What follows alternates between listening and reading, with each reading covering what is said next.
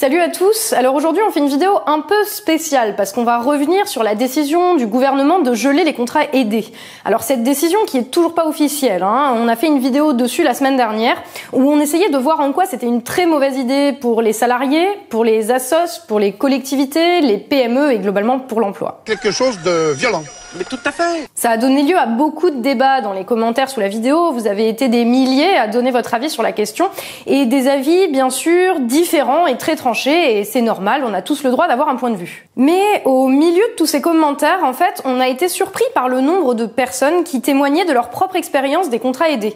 Beaucoup de gens, soit qui sont encore aujourd'hui sous contrat aidé, soit qui en ont fait, mais aussi des militants associatifs ou des maires de petites communes qui ont eu recours à des contrats aidés. Et là, ce qui ressort de tous les témoignages que vous nous avez envoyés spontanément, c'est que les contrats aidés ont pu avoir une réelle importance dans la vie d'énormément de gens.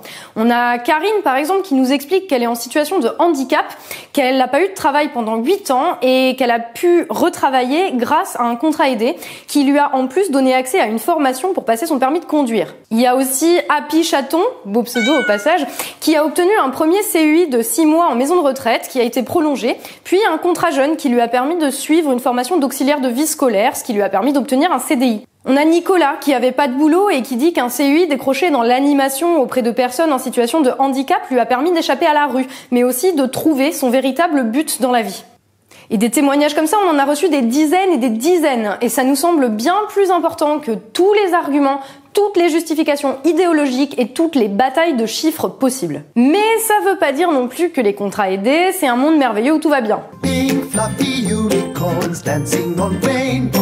Parce qu'un autre aspect qui revient dans beaucoup de témoignages de gens qui ont été en contrat aidé, c'est l'impression de ne pas avoir été respecté, d'avoir été utilisé par des employeurs contents d'avoir une aide de l'État, mais qui ne proposaient aucune formation, alors que ça fait partie de leurs obligations au passage, pour au final se faire jeter au bout de 2 ans pour être remplacé par un autre contrat aidé. Il y a Régine qui était en CAE dans un lycée privé pour travailler à la lingerie et qui s'est retrouvée à 55 ans à faire toutes les tâches ménagères possibles sans aucun respect pour ses qualifications et à suivre une formation sans aucun rapport avec son travail, mais qu'il a fait parce que financièrement elle n'avait pas le choix. Marion qui a été en CUI pendant 2 ans, à Pôle emploi en plus, qui avait décroché un autre job, mais auquel l'employeur a mis son veto, alors que la possibilité de quitter un CUI pour un autre poste fait partie des règles de base de ce type de contrat. Bref, beaucoup de gens qui témoignent d'abus flagrants et qui montrent la nécessité d'encadrer strictement ce type de contrat et si possible de trouver de meilleures solutions au problème de l'emploi. Bien, sortez vos cahiers, on va pouvoir commencer notre cours de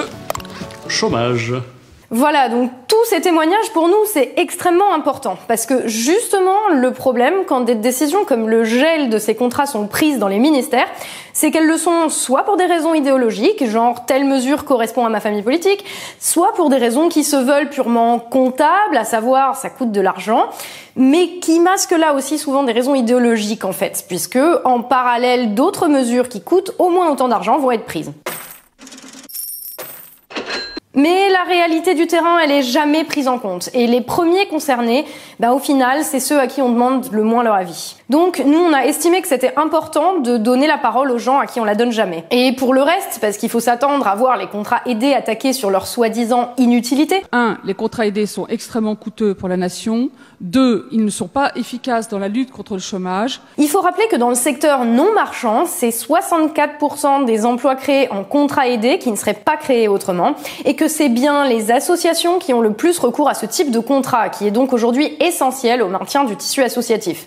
Et dans le secteur marchand, il faut savoir par exemple que 71% des gens en CUI, CIE ont ensuite été embauchés en CDI, que 2/3 des entreprises qui embauchent en contrat aidé sont des entreprises de moins de 10 salariés et que ces entreprises sont plus de 75% à embaucher à temps complet.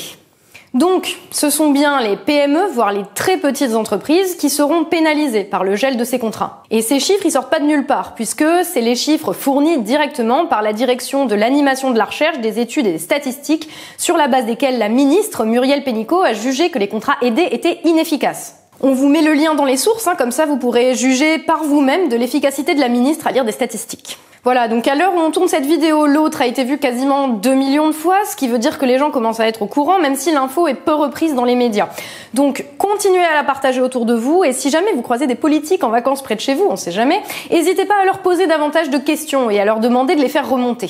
Et si vous avez des infos qu'on n'a pas, on est évidemment preneur. Et nous, on se retrouve très prochainement pour un nouvel épisode du Fil d'Actu, l'émission qui donne du sens à l'information. D'ici là, n'hésitez pas à faire connaître notre travail et à le soutenir via notre page Tipeee. Salut et à dans quelques jours.